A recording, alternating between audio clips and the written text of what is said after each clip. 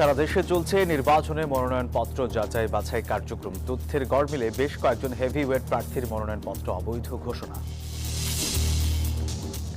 খালেদা জিয়ার সমাধিতে আজও সমবেত বিএনপি নেতাকর্মী সহ সাধারণ মানুষ। শ্রদ্ধা নিবেদন, দোয়া মোনাজাত। সবার সাথে মিলে এলাকার উন্নয়নে কাজ করার কথা জানান এনসিপি নেতা সার্জিস আলম। নির্বাচনের পরও সৌহার্দ্য বজায় রাখার অঙ্গীকার। নতুন শিক্ষাবর্ষ শুরু হলেও এখনো ছাপা বাকি মাধ্যমিকের 10 কোটি বই। সিন্ডিকেট বাণিজ্যকে দুষছেন সংশ্লিষ্টরা। যথাসময়ে কার্যাদেশ দিতে পারে নাই, মন্ত্রণালয় থেকে যেভাবে সিদ্ধান্ত দ্রুত আসা উচিত সেটা আসে নাই। দ্বিতীয়ত হলো ক্যাপাসিটির বাইরে অতিরিক্ত যারা কাজ নিয়েছে তারা দিতে ব্যর্থ। তীব্র শীত ও ঘন কুয়াশায় সারা দেশে বিপর্যস্ত জনজীবন। চলতি মাসেই 2-3টি মৃদু থেকে মাঝারি শৈত্যপ্রবাহের আভাস। এবং অসাধু চক্রে থামছে না অতিথি পাখি শিকার। বিশ্ব ঐতিহ্য টাঙ্গুয়ার হাওরে ঘুরতে যেতে আগ্রহ হারাচ্ছেন পর্যটকরা।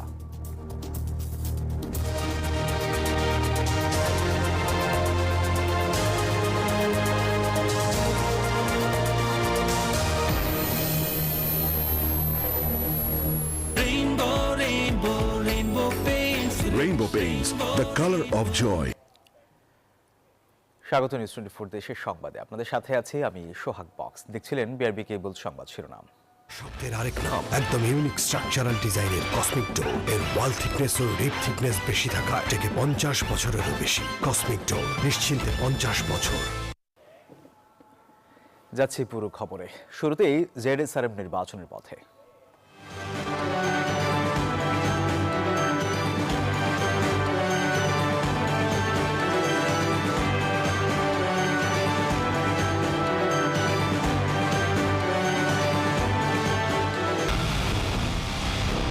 পুরো দেশের মুখে হাসি ফোটাতে নিজেকে হতে হয় স্ট্রং, আর মনোবল হতে হয় স্পার্জিটো। জেডএসআরএম 25 বছরের পথ চলায় নিরাপদে রাখার প্রত্যয়ে। বগুড়া 6 আসনে বিএনপির ভারপ্রাপ্ত চেয়ারম্যান তারেক রহমান সহ 5 জনের মনোনয়নপত্র বৈধ করা হয়েছে। এদিকে বাতিল হয়েছে বেশ কজন হেভিওয়েট প্রার্থীর মনোনয়নপত্র। শনিবার সকালে তারেক রহমানের মনোনয়ন বৈধ ঘোষণা করা হয়। এদিকে ঠাকুরগাঁও 1 আসনে বিএনপি মহাসচিব মির্জা ফখরুল ইসলাম আলমগীরের মনোনয়ন বৈধতা পেয়েছে।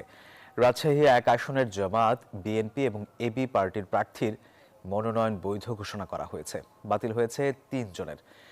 খুলনা 4 আসনে স্বতন্ত্র প্রার্থী আজমল হোসেনের মনোনয়নপত্র বাতিল হয়েছে। অন্যদিকে বরিশালে 4 জন প্রার্থীর মনোনয়ন বাতিল ঘোষণা করা হয়েছে। এছাড়াও কিছু অসঙ্গতি থাকায় 8 প্রার্থীর মনোনয়ন স্থগিত করা হয়েছে। পঞ্চগড়ে একসাথে দেশ গড়ার অঙ্গীকার করেন বিএনপি প্রার্থী ব্যারিস্টার মোহাম্মদ নওশাদ জমির এবং এনসিপির প্রার্থী সার্জিস আলম।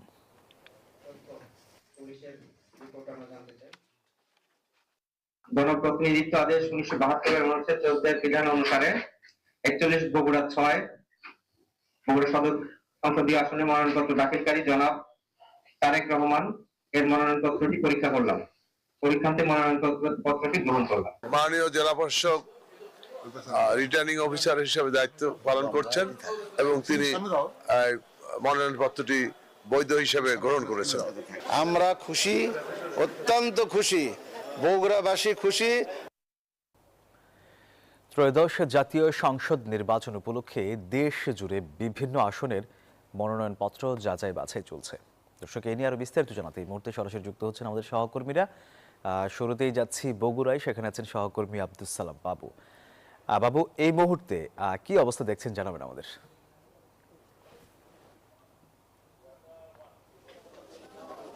সোহাগ, এই মুহূর্তে মনোনয়নপত্র যাচাই বাছাই একেবারেই শেষ পর্যায়ে চলে এসেছে। বগুড়া জেলার 7টি আসনের মনোনয়নপত্র যাচাই বাছাই শেষ।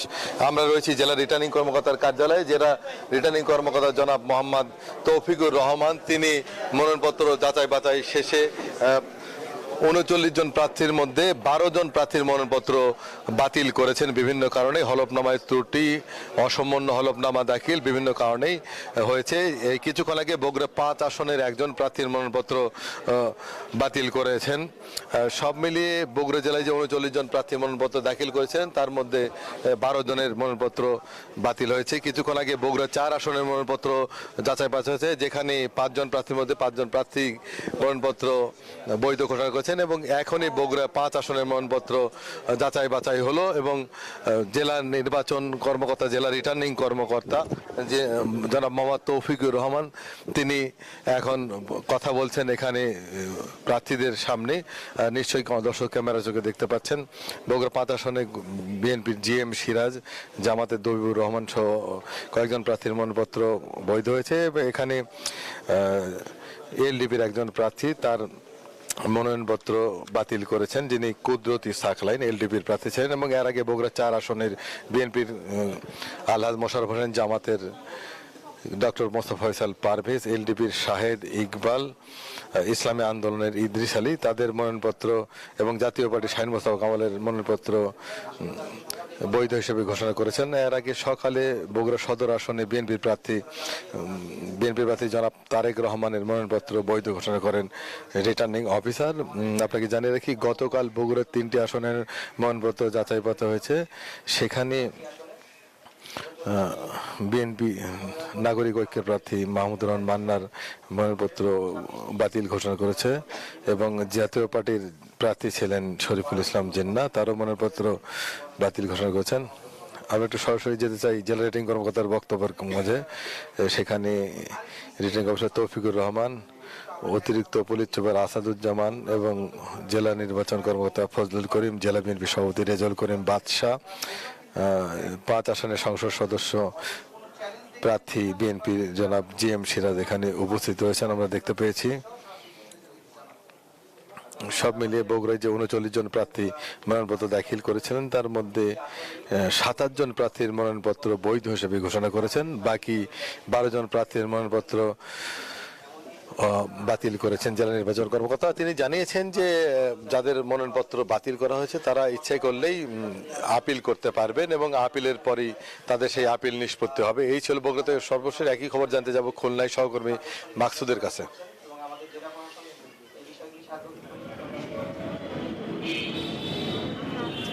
জি ধন্যবাদ বাবু। খুলনায় কিন্তু 6টি আসনের মধ্যে আজকে খুলনা 4 আসনের মনোনয়নপত্র যাচাই বাছাই হয়েছে এবং একজন স্বতন্ত্র প্রার্থিতা মনোনয়নপত্র বাতিল হয়েছে। আমরা এই মুহূর্তে এসেছি খুলনা জেলা রিটার্নিং কার্যালয়। এখানে আজকে খুলনা 4 আসনের যে মনোনয়নপত্র যাচাই বাছাই কাজ ইতিমধ্যে কিন্তু শেষ হয়ে গেছে। এখানে 5 জন প্রার্থী ছিলেন, সেই 5 জন প্রার্থীর মধ্যে স্বতন্ত্র প্রার্থীর যিনি আজমাল হোসেন, তার যে সমর্থক স্বাক্ষর ছিল সেই স্বাক্ষরগুলো জালিয়াতি থাকায়, ভুল থাকার কারণে তার প্রার্থিতা বাতিল করা হয় এবং ইসলামী আন্দোলন, জামাত, বিএনপি সহ খেলাফত মজলিস বাকি 4 জন প্রার্থীর মনোনয়নপত্র সঠিক বৈধ ঘোষণা করেছেন রিটার্নিং কর্মকর্তা। এর মধ্যে খুলনা 1, 3, 4, 5, 6 এই 5টি আসনের মনোনয়নপত্র যাচাই বাছাই হয়েছে। মোট 10 জনের প্রার্থিতা কিন্তু বাতিল হয়েছে। আগামীকাল শেষ দিনে খুলনা 2 আসনের মনোনয়নপত্র যাচাই বাছাই করা হবে। এই খুলনা 2 আসনটি হচ্ছে খুলনা সদরের। এই সদরেই কিন্তু মূলত এই জেলার মধ্যে সর্বাপেক্ষা গুরুত্বপূর্ণ আসন হিসেবে বিবেচিত হয়ে থাকে।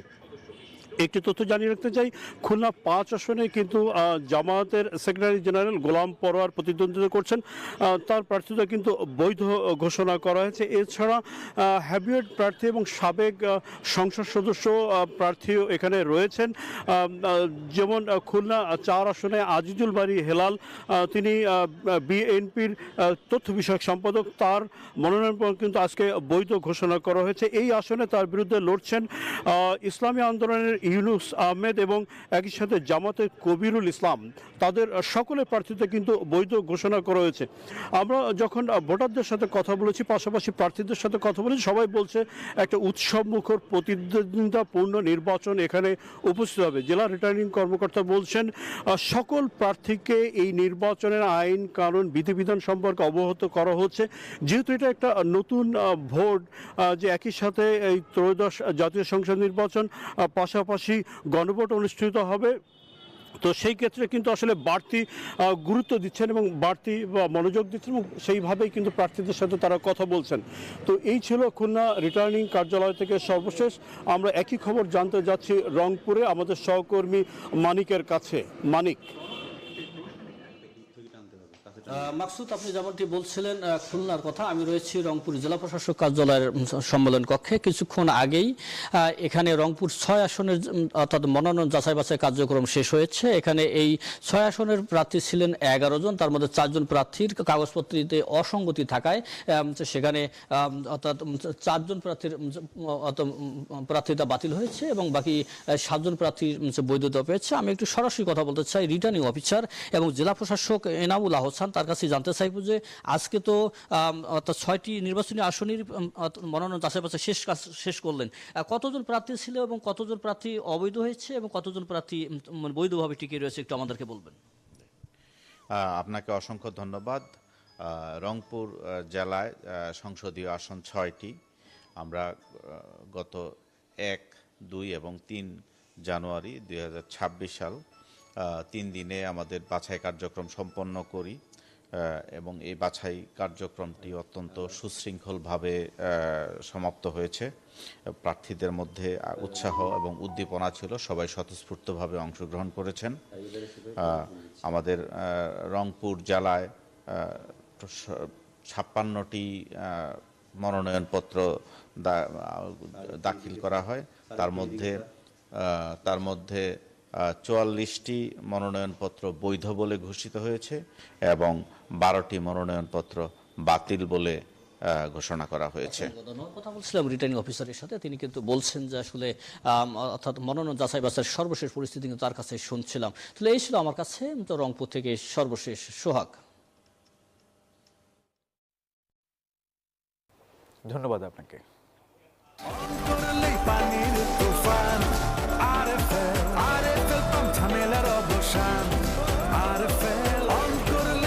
আরএফএল পাম্পে ব্যবহৃত হয়েছে 100% কপার তারের কয়েল ও মসৃণ ব্রাস ইম্পেলার, যা নিশ্চিত করে সর্বোচ্চ পানির flow. RFL water pump, on করলেই পানির তুফান।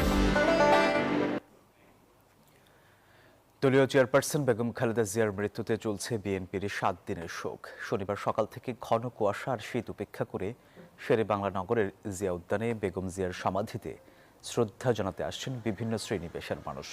শ্রদ্ধা জানাতে আসেন বিএনপির সিনিয়র যুগ্ম মহাসচিব রুহুল কবির রিজভী। বলেন, জিয়াউর রহমান এবং বেগম খালেদা জিয়ার দেখানো পথে দেশকে এগিয়ে নিয়ে যাবেন তারেক রহমান।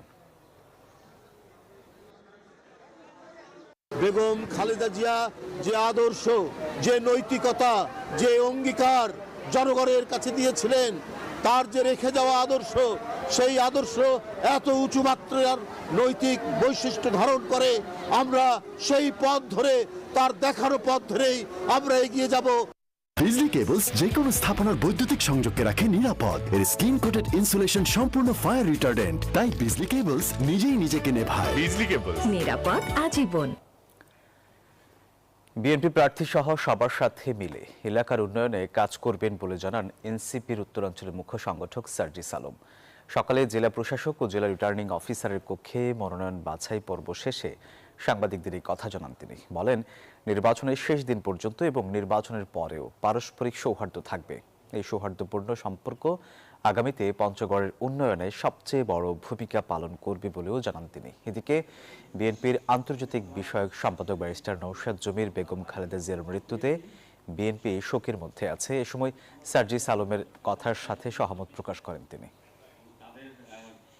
পারস্পরিক শ্রদ্ধা এবং সম্মানের ভিত্তিতে আমরা আমাদের এই কার্যক্রমগুলো সম্পন্ন করছি এবং আমরা মনে করি যে এটা শেষ দিন পর্যন্ত এবং নির্বাচনের পরেও আমাদের এই পারস্পরিক শ্রদ্ধাবোধের যে সম্পর্ক এবং অভ্যুত্থান পরবর্তী বাংলাদেশে আমাদের নিজেদের বাংলাদেশের জনগণের প্রতি, বাংলাদেশের প্রতি দায়বদ্ধতার যে সম্পর্ক, সেটা আমাদের সবসময় থাকবে। আমাদের দেশনেত্রী বেগম খালেদা জিয়ার মৃত্যুতে বাংলাদেশ জাতীয়তাবাদী দল এ সময় একটা শোকের মধ্যে আছে। এর মধ্যেও আমাদের নিয়ম অনুযায়ী যে নির্বাচন কেন্দ্রিক কার্যক্রম, সেগুলো পরিচালিত হয়ে যাচ্ছে। রাজধানী সহ সারা দেশে জেঁকে বসেছে শীত। এর সঙ্গে পাল্লা দিয়ে বাড়ছে কুয়াশা আর হিমেল হাওয়ার দাপট।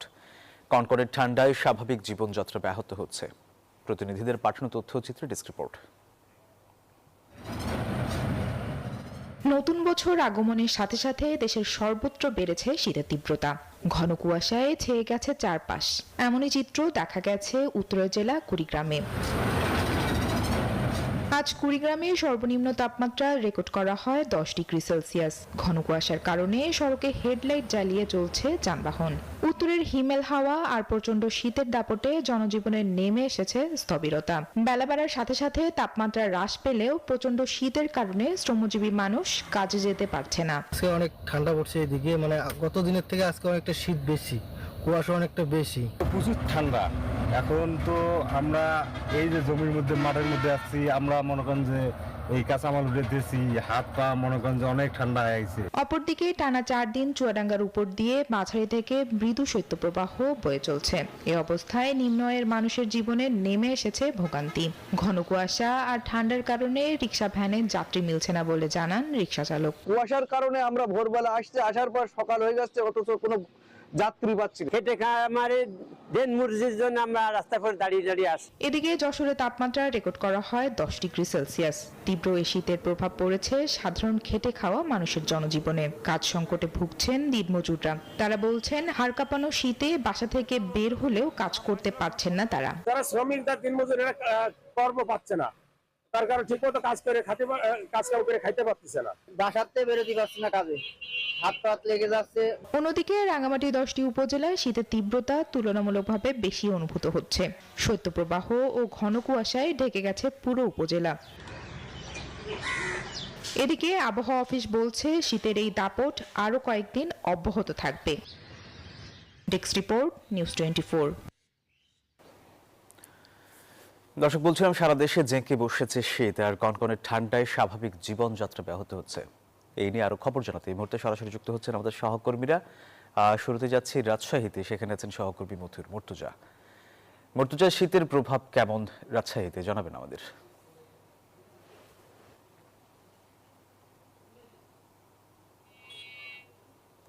24 ঘন্টায় রাজশাহীর সর্বনিম্ন তাপমাত্রা ছিল 9 ডিগ্রি সেলসিয়াস এবং এই উত্তরাঞ্চলের আরও দুইটি স্থান পাবনার ঈশ্বরদী উপজেলা এবং নওগাঁর বদলগাছি উপজেলা, এই দুইটি উপজেলাতেও কিন্তু সর্বনিম্ন তাপমাত্রা ছিল 9 ডিগ্রি সেলসিয়াস। আবহাওয়া অফিস জানিয়েছে যে আগামীকাল এবং পরশুদিন সোমবার পর্যন্ত তাপমাত্রা অপরিবর্তিত থাকবে, তবে মঙ্গলবার থেকে তাপমাত্রা কিছুটা কমতে পারে, বিশেষ করে দিন এবং রাতের তাপমাত্রা কমবে। আর তীব্র শীতে কিন্তু ভোগান্তিতে পড়েছেন নিম্ন আয়ের খেটে খাওয়া মানুষ। আমরা দেখেছি যে শীতের শুরু থেকেই কিন্তু ফুটপাতে গরম কাপড় বিক্রি বেড়েছে। সাধারণ মানুষ যারা রয়েছেন তারা ফুটপাতের যে গরম কাপড়গুলো রয়েছে সেখানে ভিড় করছেন এবং তারা বলছেন যে অপেক্ষাকৃত দাম কিন্তু কমই রয়েছে গরম কাপড়ের। বিক্রেতারা আমাদেরকে জানিয়েছেন যে প্রচুর পরিমাণ গরম কাপড় বিক্রি হচ্ছে। তবে একেবারে ভোগান্তিতে পড়েছেন যারা খেটে খাওয়া মানুষ, তারা যেমনটি জানিয়েছেন যে তীব্র শীত উপেক্ষা করে তারা কাজে বের হচ্ছে, ফলে নানা রকম রোগে কিন্তু আক্রান্ত হচ্ছেন। তবে আমরা বিশেষজ্ঞদের সঙ্গেও কথা বলেছি, তারা জানিয়েছেন যে তীব্র শীতে বের হলে গরম কাপড় পরে অবশ্যই বাইরে বের হতে এবং শিশু এবং বয়স্কদের বিষয়ে সতর্ক থাকতে। পাশাপাশি ফুটপাতে গরম কাপড় কিনলে অবশ্যই গরম কাপড় পরিষ্কার করে ধুয়ে তারপরে পরিধানের কিন্তু তারা পরামর্শ দিয়েছেন। এই ছিল রাজশাহী থেকে সর্বশেষ। লালমনিরহাট থেকে আরো খবর জানাতে যুক্ত হচ্ছেন সহকর্মী রবিউল। আমরা যাচ্ছি রবিউলের কাছে।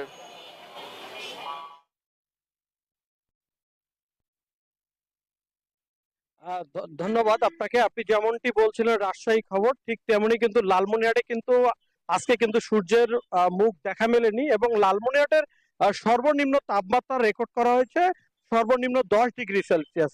এদিকে কিন্তু আজকে ঘন কুয়াশায় কিন্তু ঢেকেছিল গোটা লালমনিরহাট।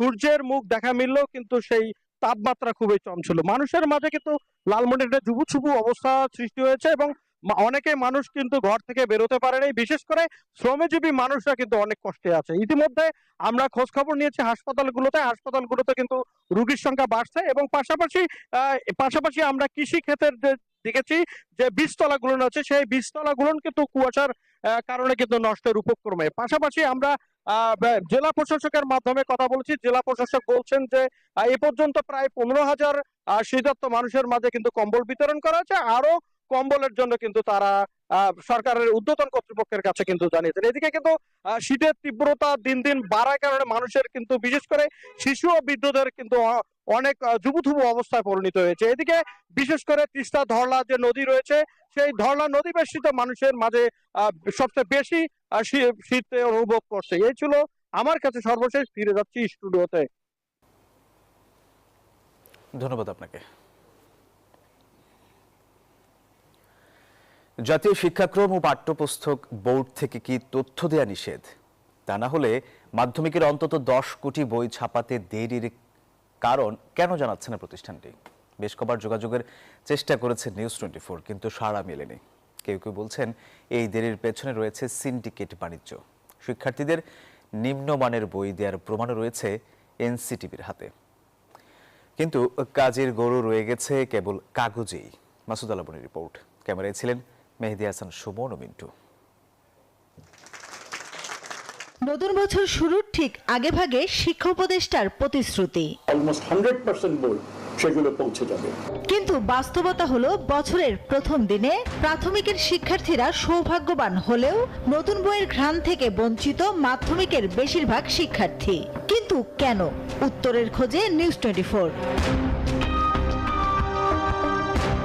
2026 শিক্ষাবর্ষে প্রায় 30 কোটি পাঠ্য বই ছাপানোর কথা। মাধ্যমিকের 21 কোটি 43,24,000, বাকিগুলো প্রাথমিকের। নতুন শিক্ষাবর্ষ শুরু হয়েছে, কিন্তু মাধ্যমিকের অন্তত 10 কোটি বই এখনো ছাপাখানায় বন্দী। তাই ষষ্ঠ, সপ্তম, অষ্টম ও নবম শ্রেণীর বেশিরভাগ শিক্ষার্থীকে বই ছাড়াই যেতে হবে ক্লাসে।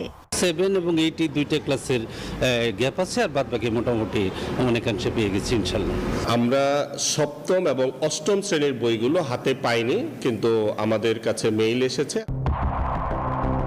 দেশের অনেক জেলার মতো শিক্ষানগরী রাজশাহীতেও একই পরিস্থিতি। প্রতিনিধিদের পাঠানো তথ্য বলছে, মাধ্যমিকে বই কম পাওয়ার পাশাপাশি বেশিরভাগ জেলায় একেবারেই পৌঁছায়নি ষষ্ঠ, সপ্তম, অষ্টম শ্রেণীর কোনো বই। ক্লাস 9-এর জন্য 6,96,545টি বইয়ের চাহিদা ছিল। 3,70,385টি বই পেয়েছি। ক্লাস 7 এবং ক্লাস 8-এর কোনো বই আমরা এখনো পাই নাই। তাহলে সরকারি প্রতিশ্রুতির এত ফুলঝুরি কেন? সোমবার জাতীয় শিক্ষাক্রম ও পাঠ্যপুস্তক বোর্ড এনসিটিভিতে নিউজ 24 পাওয়া গেল না এনসিটিভির চেয়ারম্যানকে। একাধিকবার ফোন করেও মেলেনি সাড়া। বই ছাপানোয় দেরির পেছনে রিটেন্ডার ও যথাসময়ে কার্যাদেশ না দেয়া বড় কারণ। বাংলাদেশ মুদ্রণ শিল্প সমিতির সাবেক এই সভাপতি বললেন, সক্ষমতার অতিরিক্ত কাজ দেয়া হয়েছে নাম সর্বস্ব প্রতিষ্ঠানকে। যথাসময়ে কার্যাদেশ দিতে পারে নাই, মন্ত্রণালয় থেকে যেভাবে সিদ্ধান্ত দ্রুত আসা উচিত সেটা আসে নাই। দ্বিতীয়ত হলো ক্যাপাসিটির বাইরে অতিরিক্ত যারা কাজ নিয়েছে তারা দিতে ব্যর্থ, এবং এরা দিতেও পারবে না। আজকে দিনে দাঁড়িয়ে আমি বলি এখনো 10 কোটি বই বাকি। এদিকে নিউজ 24-এর হাতে আসা কাগজ বলছে, এবছরও নিম্নমানের বই দেওয়ার প্রমাণ পেয়েছে এনসিটিভি।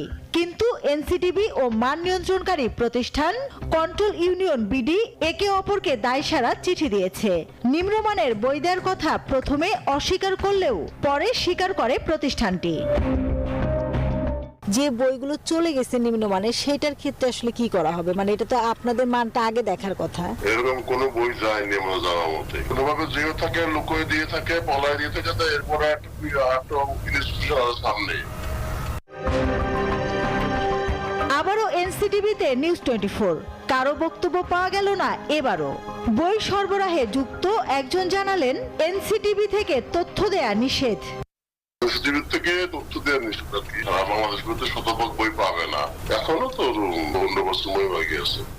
এছাড়াও গত বছর 64 জেলায় এনসিটিভির 32টি টিম সরেজমিনে গিয়ে নিম্নমানের বই পায় 30%, কিন্তু তাদের বিরুদ্ধেও নেওয়া হয়নি কোনো ব্যবস্থা। উৎসব করে বই দিয়ে বিলম্ব কাটানোর চেষ্টা হয়েছে দেশে, কিন্তু কেটেছে কি? এবার এখনো মাধ্যমিকের অন্তত 10 কোটি বই ছাপানো বাকি। কবে ছাপা শেষ হবে আর কবেই বা মিলবে বই? উত্তর নেই। মন্ত্রণালয় থেকে এনসিটিভি সবার মুখেই কুলুপাটা, যেন শস্যের ভেতর লুকিয়ে আছে পুরনো ভূত। মাসুদা লাবনী, নিউজ 24, ঢাকা।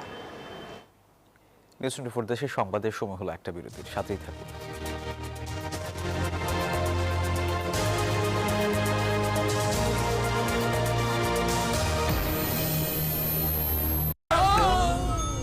ডেন্টিস্টের পরামর্শ নাও নতুন কোলগেট অ্যাক্টিভ সল্ট।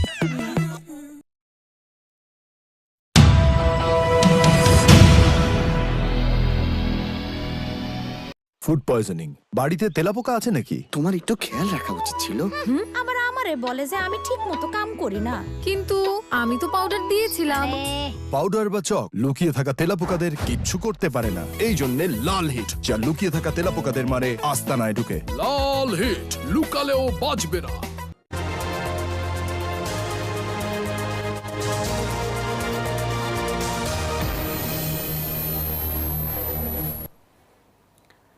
আবার স্বাগত। এবারে মধ্যমতি ব্যাংক পিএলসি অর্থ বাণিজ্য সংবাদ।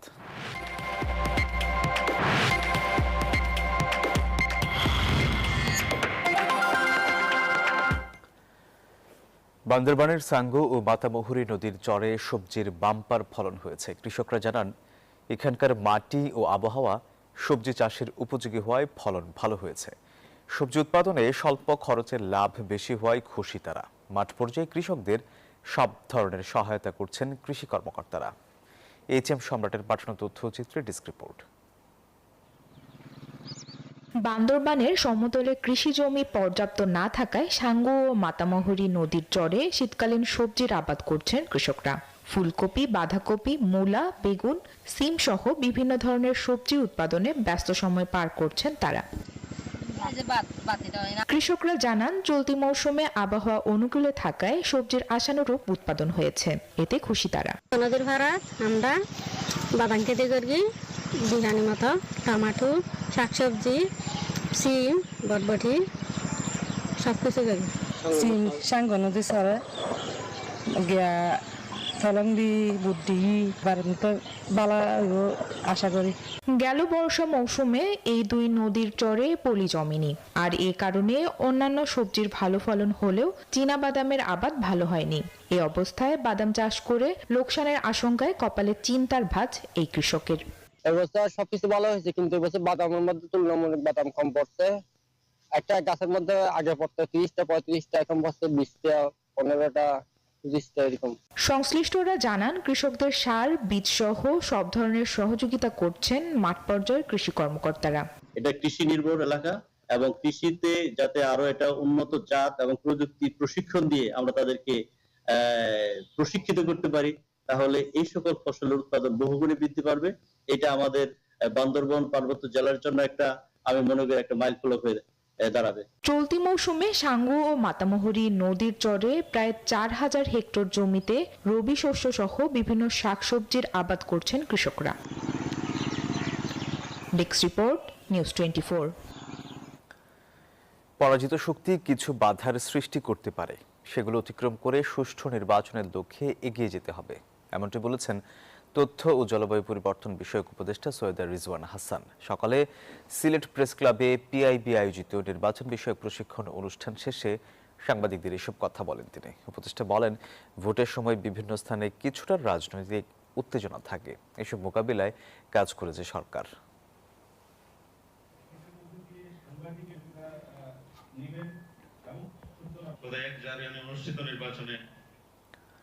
বিএনপি চেয়ারপারসন বেগম খালেদা জিয়ার পৈতৃক বাড়ি ফেনীর ফুলগাজীতে তাঁর আত্মার মাগফিরাত কামনায় দোয়া, আলোচনা সভা ও কুলখানির আয়োজন করা হয়েছে। দুপুরে ফুলগাজী উপজেলার দক্ষিণ শ্রীপুর মজুমদার বাড়িতে পরিবারবর্গ, আত্মীয় স্বজন ও ফেনীবাসীর ব্যানারে এই কর্মসূচি অনুষ্ঠিত হয়। এ সময় উপস্থিত ছিলেন ঢাকা মহানগর দক্ষিণ বিএনপির আহ্বায়ক ও ফেনী 1 আসনের বিএনপির মনোনীত সংসদ সদস্য প্রার্থী রফিকুল আলম মজনু, শামীম হোসেন মজুমদার সহ এলাকাবাসী। দোয়া মাহফিলে খালেদা জিয়ার রুহের মাগফিরাত কামনায় বিশেষ দোয়া করা হয়।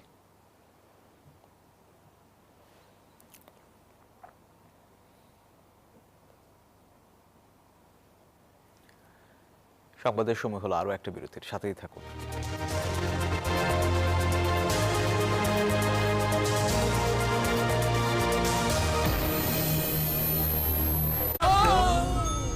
ডেন্টিস্টের পরামর্শ নাও নতুন কোলগেট অ্যাক্টিভ সল্ট।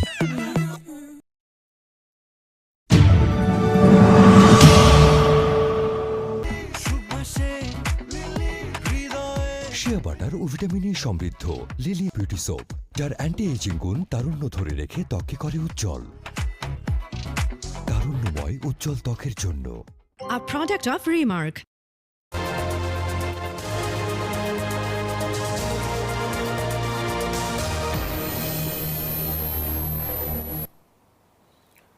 আবার স্বাগত নিউজ 24 দেশের সংবাদে। অতিথি পাখির অভয়াশ্রম হিসেবে দেশ বিদেশে পরিচিত সুনামগঞ্জের টাঙ্গুয়ার হাওরে কমে যাচ্ছে পাখির সংখ্যা। প্রতি বছর সুদূর সাইবেরিয়া থেকে আসা অতিথি পাখিও শিকার করছে একটি চক্র। এই কারণে সংরক্ষিত জলাশয়ে এবার পাখি কম এসেছে বলছেন স্থানীয়রাও। পাখি না থাকায় প্রায় পর্যটক শূন্য হয়ে পড়েছে টাঙ্গুয়ার হাওর। শীত মৌসুমে হাওরে আসা অতিথি পাখির অবাধে শিকার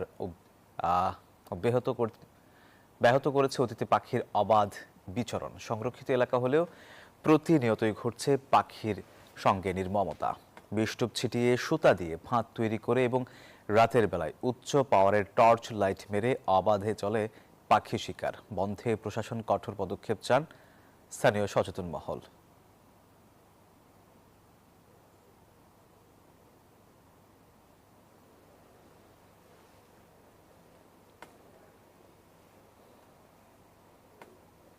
দর্শক, এই ছিল নিউজ 24 সংবাদে। ধন্যবাদ সবাইকে।